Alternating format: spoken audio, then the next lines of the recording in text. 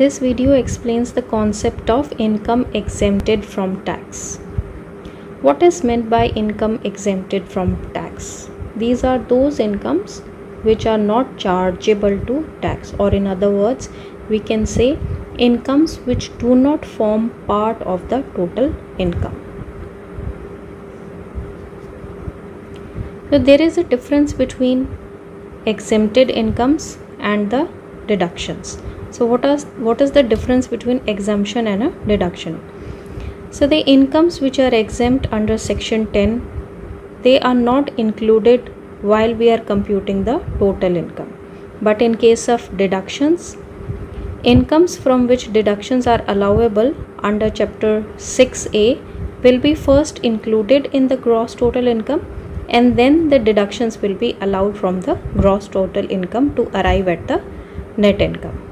So what we do is, in case of exempted income, when we are calculating the total income, we do not include these exempted income in the GTI. तो GTI में हम इनको include ही नहीं करते as they are exempted from the tax.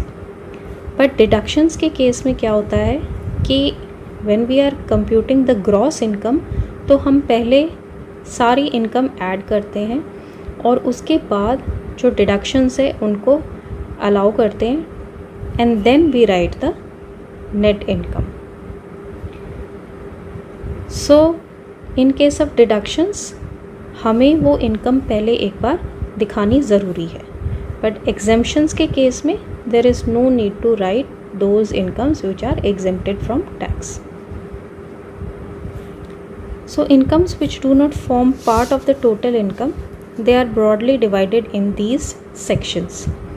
The first section, that is section 10, this include incomes which are not to be included in total income of any person. Section 10A and 10AA, it discusses about the incomes of newly established units in SEZs, whereas section 11 and 13, this includes the exempted incomes from property held for charitable or religious purposes. Section 13A and 13B are related to income of political parties or income of electoral trust. For our purpose, we will be focusing on the exempted income as per section 10. The exempted incomes in section 10AA, this will be discussed in the second unit of our syllabus. So this section will be taken up there only. So here we will discuss only section 10 and the income exempted under section 10. So first such income is agricultural income. The agricultural income is totally exempt, although agricultural income is aggregated in certain cases, in certain case of assessees, but first it is added and then it is deducted. So ultimately the agricultural income being exempt from tax, तो उसका जो एक increased amount है tax का, सिर्फ वही add होता है कुछ असेसीज के केस में जिनकी इनकम बहुत ज़्यादा है. Otherwise, agricultural income is exempt from taxes. Second such exempted income is amount received by a member of the HUF from the income of HUF. तो HUF का जो member है, अगर वो किसी तरह का amount receive कर रहा है from the income of the business conducted by HUF, तो ऐसी income जो है या ऐसा amount जो है in the hands of the member, it is exempt from tax. Why? Because already the tax on such profit or income is paid by the HUF. HUF ने जब अपना प्रॉफिट कैलकुलेट किया है, उस प्रॉफिट पे tax पे कर दिया है, तो अब वो जो अमाउंट है वो अगर मेंबर्स को वो डिवाइड कर रहा है या मेंबर्स उसको रिसीव कर रहे हैं, तो मेंबर्स को अब उस इनकम पे टैक्स देने की कोई ज़रूरत नहीं है. Similarly is the case with share of profit received by a partner from the firm. So share in the total income of the firm received by a partner shall be exempt from taxes. Reason is same, because already on such profit the tax is paid by the partnership firm. Partnership firm may be limited liability firm also. But in case firm is paying some income or interest on capital to the partner, then such kind of income is not exempt from tax. So only what is exempt is the share of profit. तो अगर profit को वो share कर रही है partners के बीच में, तो जो पार्टनर्स अमाउंट रिसीव कर रहे हैं प्रॉफिट का, तो उस पर टैक्स नहीं देना है, as already the tax is paid on the profit by the firm itself. Then interest to the non residents. Non residents के केस में जो इंटरेस्ट अराइज होता है on the accounts that they are having in the banks, then such interest income is exempt from taxes. See how in the case of a non-resident, if there is any income by way of interest on certain notified securities or bonds, so the important thing is that such securities or bonds, they must be notified. Notified means that they must be notified by the government or the Central Board of Direct Taxes. तो उन्होंने एक list बना रखी है कि ये securities और bonds जो हैं और इन पे होने वाली इंटरेस्ट इनकम या कोई प्रीमियम अगर रिसीव हो रहा है at the redemption of such securities और बॉन्ड, तो ये इनकम जो है एग्जेम्प्ट रहेगी टैक्सेस से. किन के लिए? नॉन रेजिडेंट्स के लिए. Similarly if there is an individual who has a NRE account. NRE account किसका होता है? जो नॉन रेजिडेंट्स होते हैं but they want to have an account in India because they actually belong to India or their parents are residing in India, so they need a bank account for some transactions, monetary transactions, so they open a NRE account. अब इस NRE account में जो है जितना भी amount होगा, money होगा, तो उस मनी पे they will be receiving some interest, so that interest is exempt from taxes. Similarly the interest on notified saving certificates, कुछ सेविंग सर्टिफिकेट्स हैं जो कि इशू किए हुए हैं before 1st day of June 2002 by the central government, so they are also exempt from taxes in case of non-resident individuals. Then leave travel concession, it is exempt in the hands of the employee. So if some employee is receiving from his employer, which may include the former employer also, for himself or his family in connection with the purpose of traveling in the places in India. So not outside India, only places in India. So if some concession is given to the employee by the employer, then such concession, leave travel concession, is exempt from tax. So concession is given for the purpose of traveling. Then remuneration received by specified diplomats and their staff is also exempt from taxes. So any individual who is not actually a citizen of India, but he is receiving some kind of remuneration because he is an official of embassy or some high commission, legation, consulate, तो इनका official यानी इनका employee होने के कारण अगर वो किसी तरह का रेम्यूनरेशन रिसीव कर रहा है, तो that remuneration is exempt from taxes in India. Salary of foreign employee and non-resident member of crew are also exempt. तो अगर कोई फॉरेन नेशनल है, एम्प्लॉई है किसी फॉरेन एंटरप्राइज का, लेकिन क्योंकि वो इंडिया में स्टे कर रहा है और उसको इंडिया में रेम्यूनरेशन रिसीव हो रही है, तो may be he becomes resident in India, right, because उसका स्टे जो है ज़्यादा एक्सीड कर जाता है, तो उस केस में वो टैक्सेबल हो जाएगा. लेकिन अगर उसका period of stay is less than 90 days and such remuneration is not deducted from the income of the employer, then this remuneration need not to be taxed, or you can say that remuneration is exempt from taxes. But this foreign enterprise should not engage in any trade or business in India. तो अगर इस तरह का कोई foreign employ जो है India में आता है, स्टे होता है उसका, और स्टे जो है उसका 90 डेज से लेस है, तो कोई भी रेम्यूनरेशन जो वो रिसीव कर रहा है for rendering the services by him in India, तो इस इनकम पे जो है टैक्स नहीं देना है या एग्जेम्प्ट है वो टैक्स से। इसी तरह से किसी फॉरेन ट्रेनी की कोई रेम्यूनरेशन अगर इंडियन गवर्नमेंट उसको दे रही है in connection with his training in any establishment और ऑफिस, तो जो भी गवर्नमेंट अंडरटेकिंग है या कंपनी है जो कि सेंट्रल गवर्नमेंट ओन करती है या कोई स्टेट गवर्नमेंट ओन कर रही है, तो इस तरह की अगर कोई वो ट्रेनिंग प्रोवाइड कर रहा है तो उसको ट्रेनिंग के बदले कोई रेम्यूनरेशन रिसीव हो रही है, तो that remuneration is again exempt from taxes.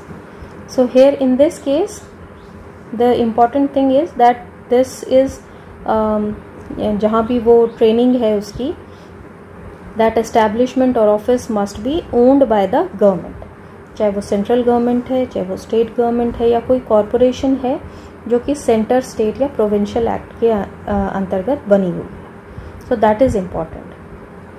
जो ये वाला सेक्शन है that is for tax paid on behalf of foreign company deriving income by way of royalty और फीस फॉर टेक्निकल सर्विसेज.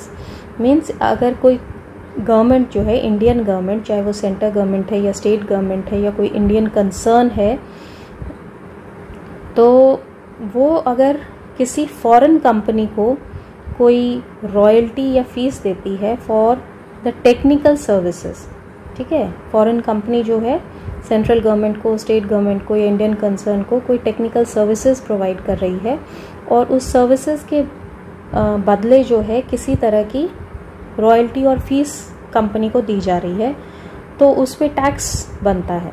तो अगर वो टैक्स पे किया है इसके बिहाफ पे गवर्नमेंट ने, तो that is exempt from taxes. But the time limit is given here that this is done between this time period only, okay, before June 2002. इसके बाद से अगर इस तरह की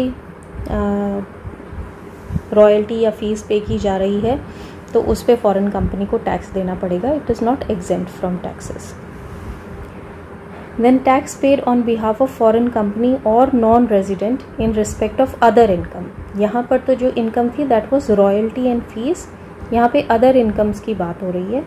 तो अगर सेंट्रल गवर्नमेंट, स्टेट गवर्नमेंट या कोई इंडियन कंसर्न फॉरेन कंपनी या जो नॉन रेजिडेंट है कंपनी उसको कोई इनकम दे रही है, ठीक है, सो यहाँ पे स्पेसिफाई भी किया है not being royalty, salary, fees for technical services, it will be exempt from taxes, और टाइम पीरियड भी दिया है. The condition is that if such income is received in pursuance of an agreement, ठीक है, तो गवर्नमेंट के बीच में और फॉरेन कंपनी के बीच में कोई अग्रीमेंट हुआ है और वो अग्रीमेंट जो है 2002 से पहले का अग्रीमेंट है, तो भी जो है किसी तरह की उस इनकम पे, इस इनकम पे जो है टैक्स पे नहीं करना है फॉरेन कंपनी को. Then taxes paid on behalf of foreign government और foreign enterprises deriving income by way of lease of aircraft और एयरक्राफ्ट इंजन. तो इस तरह की इनकम भी क्या है, एग्जेम्प्ट है टैक्सेस से, और इसमें भी टाइम पीरियड दे रखा है कि up to this time period only. तो इस तरह का कोई अग्रीमेंट अगर दो गवर्नमेंट्स के बीच में हुआ है तो दूसरी गवर्नमेंट जो भी इनकम अर्न कर रही है तो that income is exempt from taxes. Again these are some technical fees which are received by a notified foreign company. तो अगर कोई technical fees in the form of royalty अगर उनको रिसीव हो रही है, पहले वाले सेक्शंस में तो था which was given by the government, यहाँ पर जो है again the agreement is entered into with the government for providing services inside or outside India, but the projects they are connected with the security of India. So the section is different. उस case में section अलग है, but वहाँ पर जो है those projects are not concerned with the security of India. Then any kind of allowances or perquisite given to the government employee outside India, ये सारे ऊपर वाले तो थे जो कि फॉरेन नेशनल से रिलेटेड थे, फॉरेन कंपनीज. यहाँ पर किसके बारे में बात हो रही है? गवर्नमेंट एम्प्लॉई के बारे में. ठीक है, तो वो इंडियन है, इंडियन सिटीज़न है और वो गवर्नमेंट ऑफ इंडिया का एम्प्लॉई है और वो इंडिया से बाहर सर्विसेज रेंडर कर रहा है. तो गवर्नमेंट ऑफ इंडिया अगर उसको किसी तरह का अलाउंस या पर्क्स पे कर रही है तो दोज अलाउंसेस और perquisites they are exempt from taxes. So these are the only kinds of allowances which are exempt from taxes. Allowances जो है तीन तरह से टैक्सेबल होते हैं. एक होते हैं जो फुली एग्जेम्प्ट होते हैं टैक्सेस से, एक जो पार्शली एग्जेम्प्ट हैं टैक्सेस से, और तीसरी कैटेगरी होती है जो अलाउंसेस फुली टैक्सेबल होते हैं. तो ये वाले अलाउंस जो हैं फॉर इंडियन सिटीज़न और you can say an employ of government, तो these allowances are exempt from tax. और दूसरे जो अलाउंसेस हैं वो हाई कोर्ट और सुप्रीम कोर्ट के जजेस को जो अलाउंसेस मिलते हैं वो एग्जेम्प्ट होते हैं. सो गिने चुने ही अलाउंस हैं जो कि एग्जेम्प्ट हैं टैक्सेस से for Indians. Then is Indians resident of India.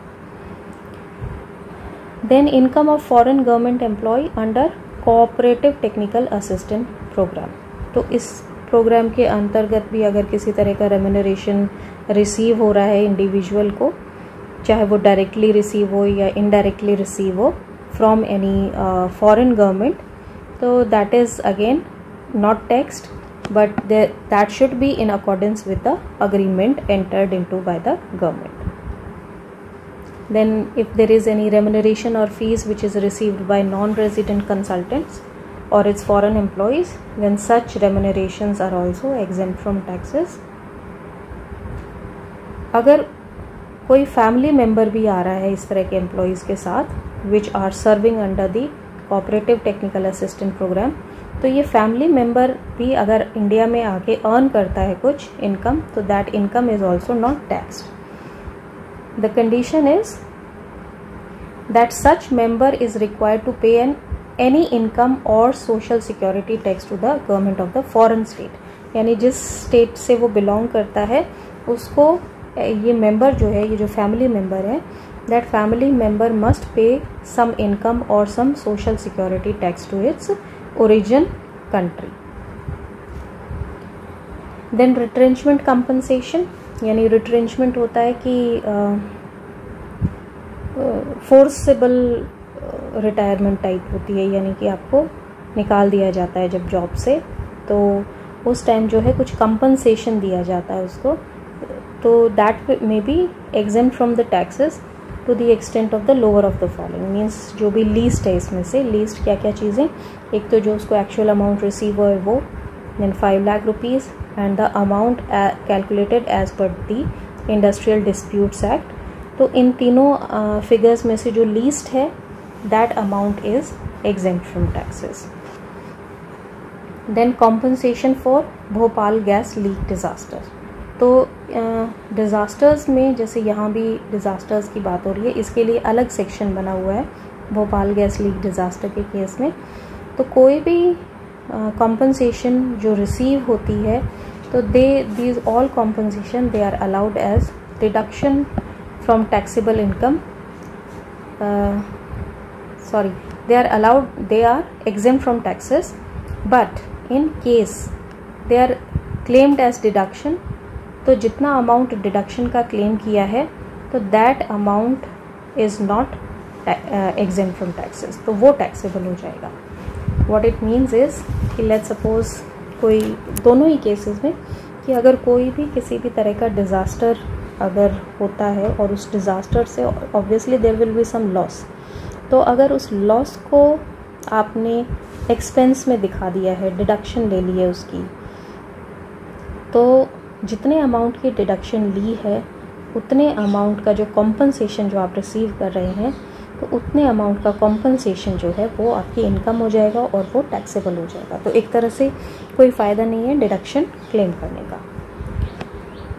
Similar in case of disasters also, any amount received from the central government, state government और लोकल अथॉरिटी, दोनों ही केसेस में the compensation must be received from centre, state government और some local authority. So, and it may be received by the individual who has faced the disaster or his legal heirs as compensation on account of any disaster, and that is exempt from taxes. So it again says the same thing, that no deduction is available in respect of the amount received or receivable to the extent such individual or his heirs has allowed deduction under the act on the account of loss or damage caused due to such disaster. तो अगर disaster के होने से let's suppose उसको 5 lakh rupees का loss होता है और उसको कंपनसेशन मिल रहा है 8 लाख रुपीज़ का, ओके, तो वो क्या करता है, अपने लॉस दिखा रहा है उस पर्टिकुलर ईयर की इनकम में और इसको तो वो रिड्यूस कर लेता है, अपनी टोटल इनकम को रिड्यूस कर लेता है. तो फिर क्या होगा कि इसमें से सिर्फ 3 लाख रुपए ही एग्जेम्प्ट होंगे टैक्स से, बाकी 5 लाख क्या हो गई, इनकम हो गई. तो यहाँ से रिड्यूस हो जाएगी और यहाँ आप डिडक्ट कर लेंगे, तो it will serve no purpose. तो ग्रॉस टोटल इनकम आपकी बनेगी उतनी ही. हाँ, अगर लॉस हो जाता है आपका ज़्यादा, कॉम्पनसेशन आपको रिसीव हो रहा है कम, तो डेफिनेटली आपको अपने एक्सपेंस में इसको दिखाना चाहिए. Then payment at the time of voluntary retirement. Voluntary अगर रिटायरमेंट ले रहे हैं उस टाइम जो जो भी पेमेंट होती है, किसी भी तरह की कंपनसेशन मिल रही है, तो that compensation is exempt from taxes. Employ कौन है, वो जो रिटायरमेंट ले रहा है, तो इन ऑर्गेनाइजेशन को जो बिलोंग करता है, all that kind of employ, उसकी जो है पेमेंट जो है, कंपनसेशन जो है, that is the only which is exempt from tax. तो यानी कि इसमें प्राइवेट सेक्टर जो है वो एक्सक्लूडेड है, और government sector plus government sector में भी कुछ स्पेसिफाइड इंस्टीट्यूशंस हैं लाइक IITs. तो इस तरह की जो है इंस्टीट्यूशंस, दे आर, इनके एम्प्लॉयज़ को जो है जब ये वॉलंटरी रिटायरमेंट लेते हैं या सर्विसेज इनकी टर्मिनेट हो जाती है, उस टाइम जो भी कॉम्पनसेशन रिसीव हो रहा है, so that is exempt from tax. Then taxes on the perks paid by the employer. Employer अगर अपने एम्प्लॉय को कुछ पर्क्स पे कर रहा है, तो पर्क्स जो है कैश में भी रिसीव हो सकते हैं और काइंड में भी. तो काइंड में रिसीव होने वाले पर्क्स जो हैं, they are exempt from taxes. Then amount paid on the life insurance policies. Life insurance policy जब मैच्योर हो जाती हैं, मैच्योर होने पे जो लमसम अमाउंट हमें मिलता है, जिसको हम कहते हैं सम अश्योर्ड, सम अश्योर्ड के साथ कुछ बोनस अमाउंट भी मिलता है, तो ये जो है that is also exempt from tax till 2003. 2003 तक तो ये सारा का सारा एग्जेम्प्ट था. उसके बाद एक कंडीशन इसमें ऐड ऑन कर दी है, that the premium that we are paying every year, that should not exceed 20% of the sum assured. अगर लेट सपोज 10 लाख रुपीज़ का सम अश्योर्ड है कि मैच्योरिटी पे 10 लाख रुपए मिल जाएंगे, तो इसका जो 20% है, 20% मतलब 2 लाख रुपीज़, इसका 20% हो गया 2 लाख रुपीज़. तो जो प्रीमियम है वो 2 लाख रुपीज़ से कम होना चाहिए. अगर इससे ज़्यादा एक्सीड कर रहा है प्रीमियम अमाउंट, तो फिर उस पर फिर वो जो अमाउंट रिसीव होगा that will not be exempted from tax. So this was till 31 मार्च 2012. उसके बाद जो है ये फिगर और रिड्यूस कर दी, दैट इज़ 10%. तो 10% जो है सम अश्योर्ड का 10% होना चाहिए प्रीमियम पर ईयर. तो अगर उससे ज़्यादा है तो फिर किसी तरह की एग्जेम्पशन नहीं मिलेगी. और ये जो लिमिट है 10% की जगह 15% है इन case of people suffering from disability which is specified under section 1880U. In case of death, ये वाली किसी तरह की कोई लिमिट नहीं चाहिए. डेथ होने पे अगर जो भी सम अश्योर्ड मिलता है, रिसीव होता है, जो भी अमाउंट मिल रहा है, that whole amount is exempt from taxes. अब जो है ये वाली इंश्योरेंस पॉलिसी पे भी एग्जेम्पशन बंद कर दी है. पहले की मैन इंश्योरेंस पे मिलने वाला अमाउंट एग्जेम्प्ट था टैक्सेस से, अब ये भी एग्जेम्प्ट नहीं है. रीज़न बीइंग कि दीज वर मिसयूज्ड. जिस पर्पज़ के लिए ये बनाई थी, पर्पज़ इसका होता है कि जो की मैन है किसी कंपनी का, उसके छोड़ जाने से बिज़नेस को लॉस हो सकता है. तो कंपनीज परचेज़ तो इसलिए करती थी कि लॉस को अवॉइड किया जा सके, बट वो बाद में उस पर्टिकुलर एम्प्लॉई को ही वो इंश्योरेंस प्रोवाइड कर देती थी, और वो इंश्योरेंस का जो अमाउंट है वो उस इंडिविजुअल के हैंड्स में जो है वो पर्सनल इंश्योरेंस में कन्वर्ट हो जाता था, और वो इंश्योरेंस जो है रिसीव होने पे, अमाउंट रिसीव होने पे टैक्सेबल नहीं थी. So it was B misused. तो अब इस पे जो है जो एग्जेम्पशन है वो अब अवेलेबल नहीं है. Then payment from the account open in accordance with the Sukanya Samriddhi account. तो इस अकाउंट के अकॉर्डिंग अगर किसी तरह की इनकम हो रही है तो that is again exempt from tax. Any payment from national pension system trust to the employee, तो that is also exempt from the tax to the extent it does not exceed 60% of the total amount payable to him at the time of closure or when he is opting out of the scheme.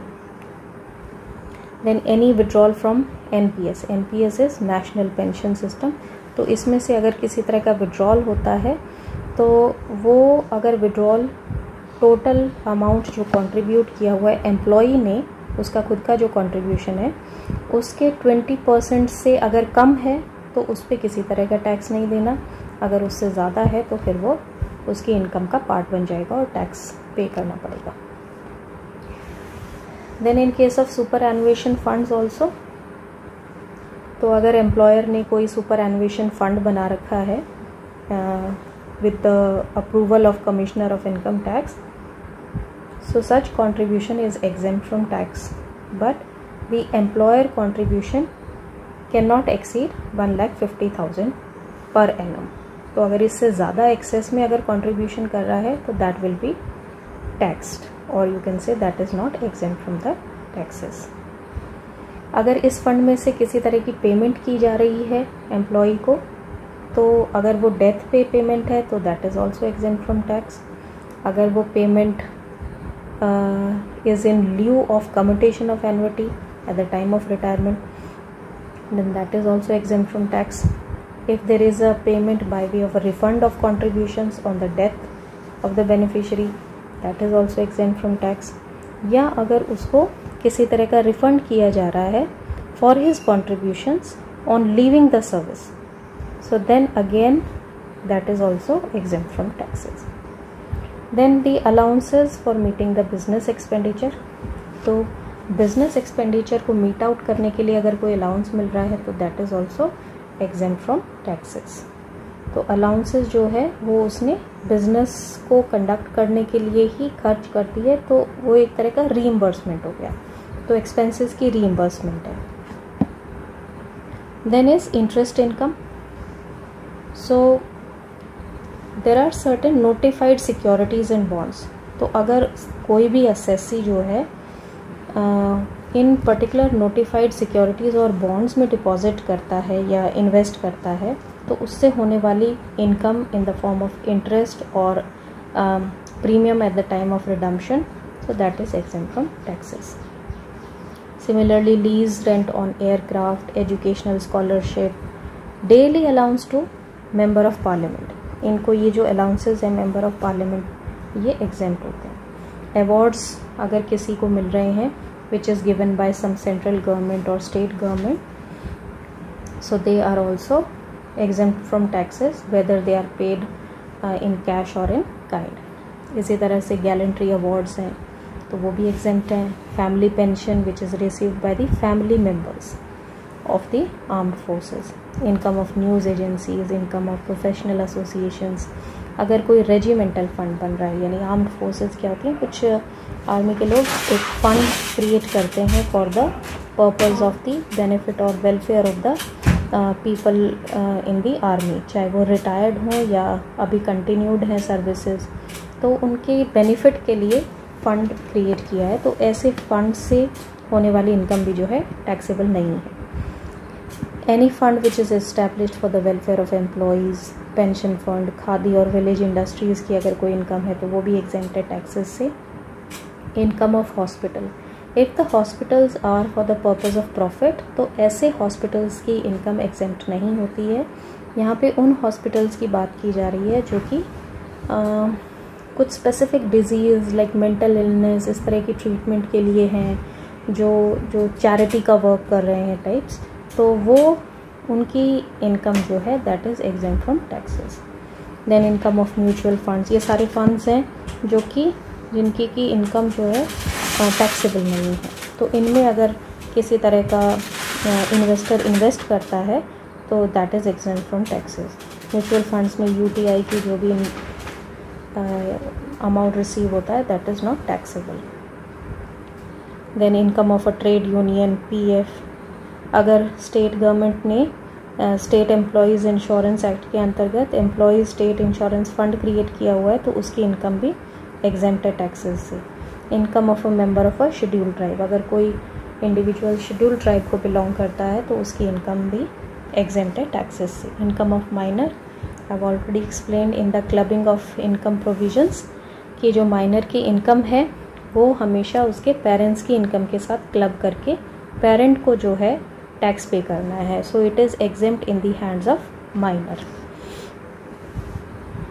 इसका पूरा provision मैंने आपको वहीं clear किया था कि minor जो है अगर अपने किसी स्किल्स के बेस्ड पे इनकम अर्न कर रहा है then that is not exempt, वो माइनर को ही पे करना पड़ेगा। Minor will become the assessee, otherwise his parents they will be paying the tax, और पेरेंट कौन सा, जिसकी इनकम हायर है। Then dividends and interest on units, अगर किसी तरह की लाइक म्यूचुअल फंड्स हैं या यूटीआई है, इनसे कोई डिविडेंड की इनकम अर्न हो रही है, सो ये यहाँ पर जो है डिविडेंड ये सेक्शन 222E में भी होता है एक, उसकी बात नहीं कर रहे। This is the as per section 115O।